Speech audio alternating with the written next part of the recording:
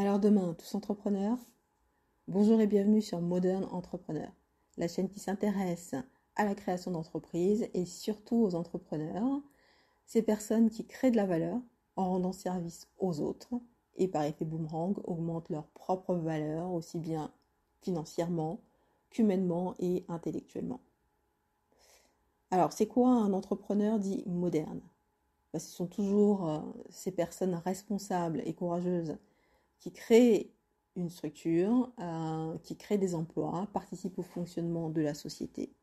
Mais ici, on entend, dans un sens un peu plus large, le fait d'aller au-delà, au-devant de ses désirs, dans tous les domaines de sa vie, pour réaliser ce que l'on souhaite. On n'est plus seulement au niveau professionnel, mais on est vraiment sur la notion d'entrepreneur de sa vie, qui correspond à faire de sa vie ce qu'on souhaite. Donc si on part de cette définition, on pourra dire que beaucoup d'entre nous sont des entrepreneurs. Donc il y a beaucoup plus d'entrepreneurs que ce qui est comptabilisé ou répertorié. Dans ce sens, on peut dire que même un salarié peut adopter le statut d'entrepreneur en ayant un engagement plus conscient. On peut clairement voir la différence d'engagement entre deux salariés, entre faire le juste minimum et approfondir la question. Et donc même en étant femme au foyer, on peut être entrepreneur, gérer l'organisation et le budget de sa maison, de sa famille, de manière optimale entre les courses, les stocks, le ménage, la cuisine. Et également, même en étant sans emploi, on peut aussi être un entrepreneur en décidant, par exemple, de se former pour apprendre des compétences qui vont permettre d'augmenter son attractivité. La seule différence entre entre deux chômeurs, c'est la notion de responsabilité et d'engagement. Et je pense que dans les sociétés qui se dessinent demain, on sera tous un peu des entrepreneurs ou, autrement dit, des entités indépendantes œuvrant au service d'autres entités. C'est-à-dire, on peut voir aujourd'hui, par exemple, les freelances, qui sont des entités indépendantes et vont travailler dans les entreprises. On a les managers de transition, qui peuvent ou pas être des entités indépendantes, mais qui sont vues comme étant des entités indépendantes, travaillant dans l'entreprise.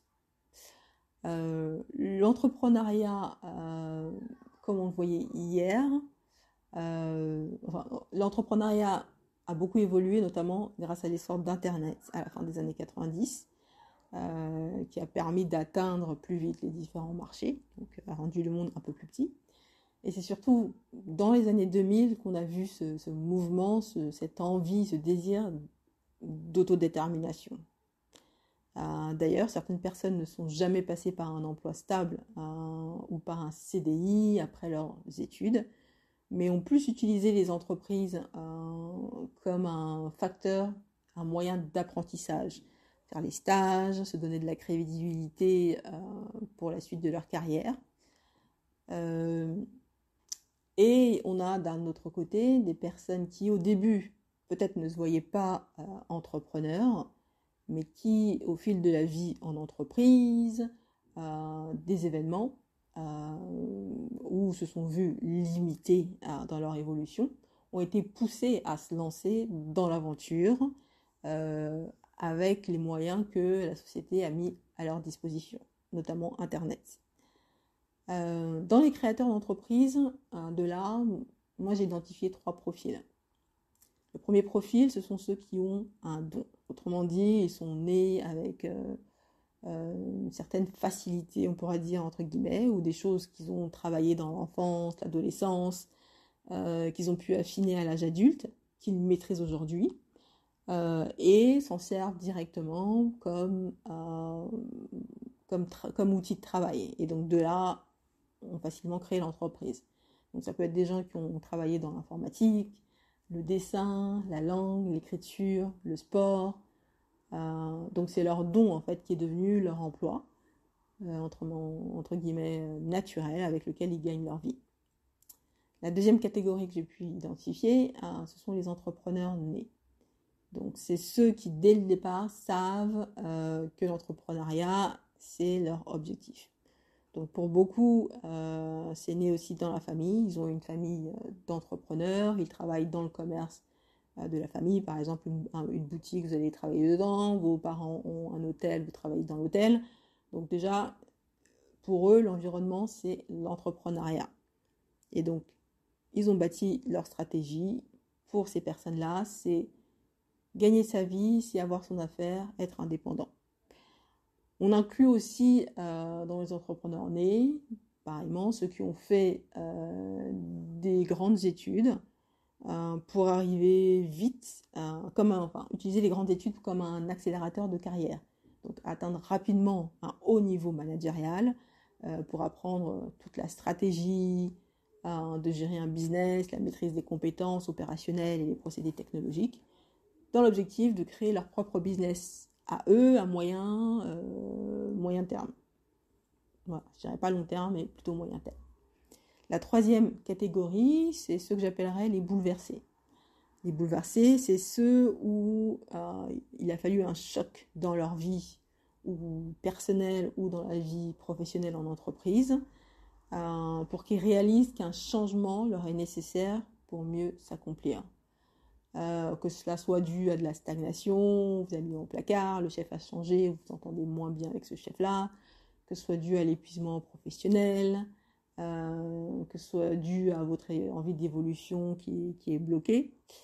Ces personnes-là vont chercher des opportunités de croissance professionnelle externes, soit en tant qu'indépendant, donc vous passez de salarié à consultant, donc vous allez vendre vos compétences. Ça peut être une couturière qui travaille dans une grande marque et qui se dit tiens, moi j'ai envie de développer mon propre style, donc je vais créer ma marque. Tout simplement une personne qui a une vision plus grande pour lui-même que le poste qu'on lui a attribué. Et dans cette catégorie, j'ai envie de rajouter ceux qui ont compris que le salariat ne rend pas forcément riche. Donc là, c'est une motivation plus financière. Et qui vont se développer dans toutes les opportunités accessibles. Donc ces personnes peuvent rester aussi en poste, mais développer à côté des activités telles que la vente en ligne, l'immobilier, services aux particuliers. Et je dirais qu'on est de plus en plus nombreux en fait dans cette troisième catégorie, où on peut avoir le salariat et en même temps développer quelque chose à côté. Car on se rend compte que même si le salariat ne rend pas riche, en tout cas, c'est pas garanti non plus. Et avec la retraite qui montre le bout de son nez, on a envie d'être armé et préparé pour cette période, et aussi peut-être qu'on a envie de prendre sa retraite un peu plus tôt également. En France, d'après les recherches que j'ai pu faire, donc, depuis l'avènement du statut auto-entrepreneur en 2008, il y a beaucoup plus de personnes qui osent se lancer, donc avec la minimisation des risques, qui osent se lancer dans l'entrepreneuriat. Selon l'INSEE, en 2023, il y a eu 1 051 500 entreprises qui ont été créées, et 63% de ces créations ont été le fait des entrepreneurs. Et on peut constater ce mouvement partout autour de nous. Non seulement on achète en ligne nous-mêmes, mais on est aussi pourvoyeur et distributeur de biens et de services. Il y a eu pas mal de monde qui se sont lancés dans le dropshipping, qui est un peu moins phare maintenant, mais il y a toujours Amazon qui marche très bien, Vip, eBay, Etsy, Shopify, Vinted et autres, qui confirme bien cette tendance de commerce en ligne qui perdure. Suivant les statistiques générales, la croissance du commerce électronique n'est pas près de se ralentir. Les prévisions sont de 8,8% pour cette année 2024, suivant le site Overlow. Donc on a beaucoup de jeunes qui sont devenus des millionnaires grâce à la vente en ligne, en vendant leur propre art ou en commercialisant celui des autres. Des robes, des ballons de fitness, des jouets, du thé ou encore des compléments alimentaires et j'en passe. Au premier trimestre 2024, 61% des produits vendus sur la plateforme Amazon l'étaient par des vendeurs tiers, ce qui représente 55% d'augmentation par rapport à 2023, suivant le site Recipeur. Et qui dit vente en ligne ou vente à distance, dit une augmentation des services de transport pour pouvoir nous livrer nos articles, notre salade ou pizza selon les goûts, au bureau ou à la maison en plus. Dans les transports, j'inclus aussi les VTC, qui ont conduit à la démocratisation du taxi. Donc, avant, le taxi, c'était plutôt pour une élite. Donc, en moyenne, ça reste assez cher, surtout quand vous sortez de Paris. Mais aujourd'hui, on a toute une palette de choix et je dirais que chaque portefeuille a droit à son standard. Uber, Bolt, Hitch, FreeNow. Donc les prix sont de plus en plus accessibles avec les VTC.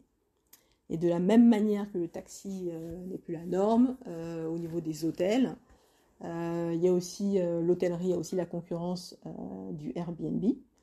Le Airbnb, pour certains, c'est juste une petite transaction occasionnelle pour en tirer un complément de revenu. Mais pour d'autres, ça a ouvert la porte à de véritables... ça a ouvert la porte sur l'industrie immobilière, où certains ont pu constituer, s'acheter des immeubles et créer de véritables affaires, ce qui est fantastique. En fait, de nombreux services se sont démocratisés, de nombreuses activités en fait se sont démocratisées. On fait de plus en plus appel à une femme de ménage, par exemple, pour gagner du temps. Le courtier aussi, ça s'est démocratisé. Un conseiller financier pour négocier son prêt ou encore définir une stratégie de réduction d'impôts. Au passage, très utile, je pense, pour 2025 avec les changements en cours. Quoi d'autre? Les médecines douces aussi se font la part belle avec une augmentation des services de soins tels que les massages, la naturopathie, le yoga, les énergéticiens et plus encore. Donc il y a bien là un véritable engouement pour l'entrepreneuriat, notamment grâce à tout ce qui est services en ligne, Internet. Mais au-delà de cette ère du numérique qui aide les entrepreneurs à développer et gérer leurs entreprises, il faut surtout beaucoup de volonté, de ténacité, d'agilité pour continuer, pour faire survivre son business plan, je veux dire. Être un entrepreneur moderne, donc là, au sein de l'entreprise, c'est avancer, bien sûr, avec les doutes d'un côté, mais surtout avec ses valeurs comme ligne de conduite. Et maintenir le choix constant de créer un monde et un mode de vie qui nous ressemblent. Donc aujourd'hui, si vous avez envie de vivre d'une certaine manière, peut-être que vous, le bureau, c'est pas votre truc, vous préférez, je sais pas, être à Bali, au bout du monde, aujourd'hui, on peut le faire. Si vous avez envie de travailler 3 jours par semaine pour pouvoir être avec vos enfants, prendre soin d'eux ou vous investir dans un art, une activité, c'est possible.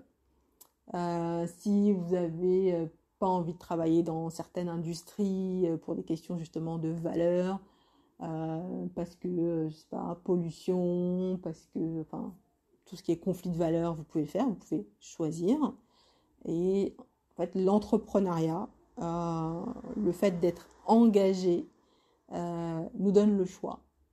D'un côté, il nous donne le choix parce qu'on peut être entrepreneur soi-même, créer de la valeur, et cette valeur, même si elle ne permet pas à 100% de financer le fonctionnement de notre vie, même si c'est 10, 15, 20, 30%, ça nous donne plus de flexibilité pour choisir où est-ce qu'on veut s'investir ailleurs, si ça doit être si l'autre partie doit être dans une entreprise. Je trouve qu'il est très intéressant d'observer les mécanismes et l'enchaînement personnel ou professionnel ou environnemental qui mènent chacun à nous investir un peu plus dans l'entrepreneuriat. Et surtout, la question de l'énergie, en fait. L'énergie d'aller au bout du processus entrepreneurial. Là, c'est dans le cas où on choisit de créer une entreprise, une structure, qui est rarement facile de s'y maintenir malgré la conjoncture. Donc, je dirais que 2024, question entrepreneuriale, n'est pas une année facile. Il y a un peu comme une sensation de crise. Il y a eu l'inflation, enfin c'est côté business. Moi, j'ai trouvé que c'était pas une année facile, mais on s'y tient quand même. Et souvent, ceux qui s'y tiennent, c'est parce qu'ils ont trouvé un certain mode de vie, parce qu'ils savent qu'ils peuvent gagner plus, surtout au niveau que ce soit financièrement ou au niveau du bien-être de leur mode de vie. Donc du coup, ils ont un peu plus de patience, ils s'accrochent en attendant le retournement de situation positive. Donc moi, ce qui m'intéresse, c'est surtout les ressources que ces entrepreneurs utilisent, trouvent, ou les systèmes D, les négociations qu'on fait avec soi-même, les négociations avec les autres. Ça m'intéresse beaucoup en fait de comprendre pour chaque type de business, chaque type de personne, de personnalité dans sa vie, d'entrepreneur, ce qui rend l'aventure de l'entrepreneuriat, de la création, de l'amélioration continue de sa vie,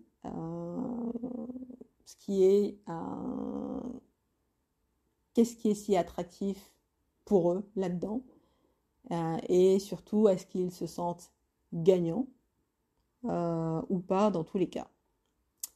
Donc voilà, moi c'est les questions que je vais tenter auxquelles je vais tenter de répondre au gré de mes analyses, de mes échanges et de rencontres avec ces entrepreneurs. Et ça m'intéressera aussi de savoir pour vous-même, est-ce que vous avez un rêve? Donc je suis sûre que vous avez un rêve. Un rêve, une passion, que peut-être vous souhaitez partager, diffuser, tracter. Pourquoi pas, vous souhaiteriez en vivre, vous aussi. Peut-être que vous n'avez pas encore trouvé le chemin, les bons mentors ou les ressources pour passer à l'action. Peut-être que c'est aussi une question de confiance dans la conjoncture. Peut-être que vous regardez dehors et vous dites « Ah, ça fait peur, il ne vaut mieux pas tenter ». Mais bon, l'essentiel est que ce soit OK avec soi-même. L'essentiel, c'est de ne pas avoir de regrets. Il y a une phrase de Wayne Dyer que j'aime bien, qui est « Don't die with your music still in you ». Ne mourrez pas avec votre musique toujours en vous. Peut-être que, comme je disais, vous avez une passion, que ce soit de l'écriture, une passion que vous aimeriez bien partager, faire voir, faire entendre. Des choses que les gens autour de vous ne soupçonnent même pas, des talents que vous avez que personne ne soupçonne.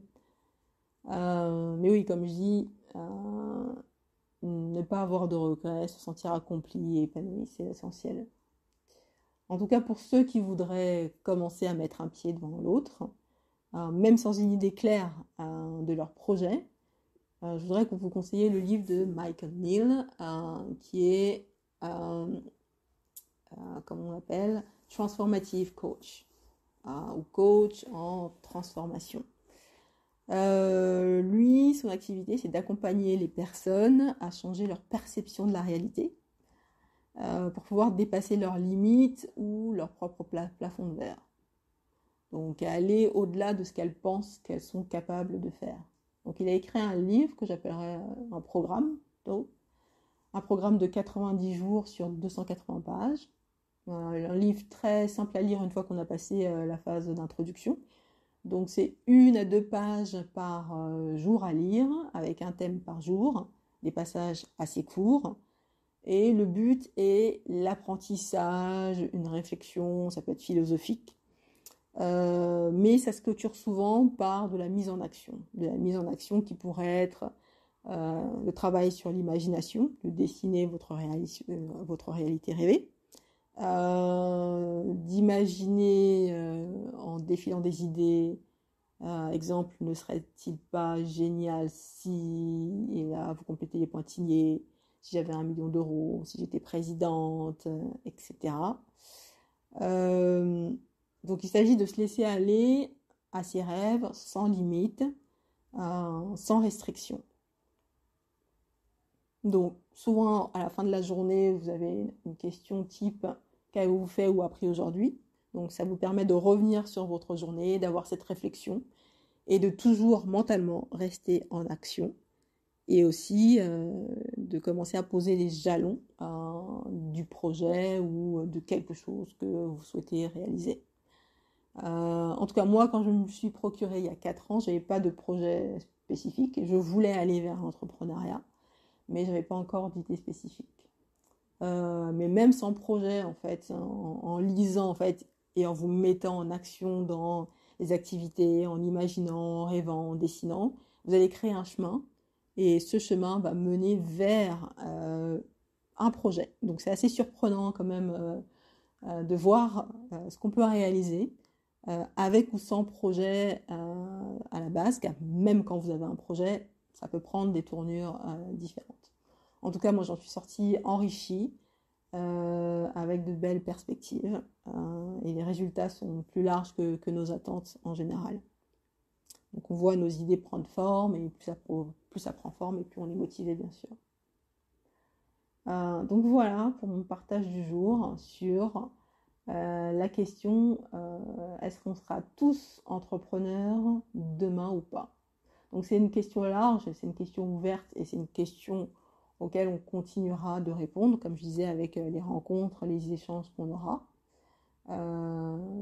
Parce que bien sûr, on est dans cette ère d'entreprendre, de révolutionner sa vie, une ère où le coaching prend beaucoup de place. Et le coaching, justement, c'est se mettre en action. C'est partir d'un point A avec la vision d'un point B et définir la stratégie pour aller vers ce point B qui est de l'amélioration, bien sûr. Donc voilà pour moi. N'hésitez pas à me partager vos commentaires, et si vous avez lu Créer l'impossible de Michael Neill, vous pouvez me partager également vos expériences de créateur pour vous-même créateur ou plutôt d'entrepreneur pour vous-même dans votre vie professionnelle ou votre vie personnelle. Parler de vos défis, de vos freins, et qu'est-ce qui vous motive à aller vers la création. Si ce contenu vous intéresse et vous a plu, merci de nous soutenir avec un like, un pouce. Et on se dit, j'espère, à très bientôt pour d'autres partages avec l'énergie créative. Merci à vous, à bientôt.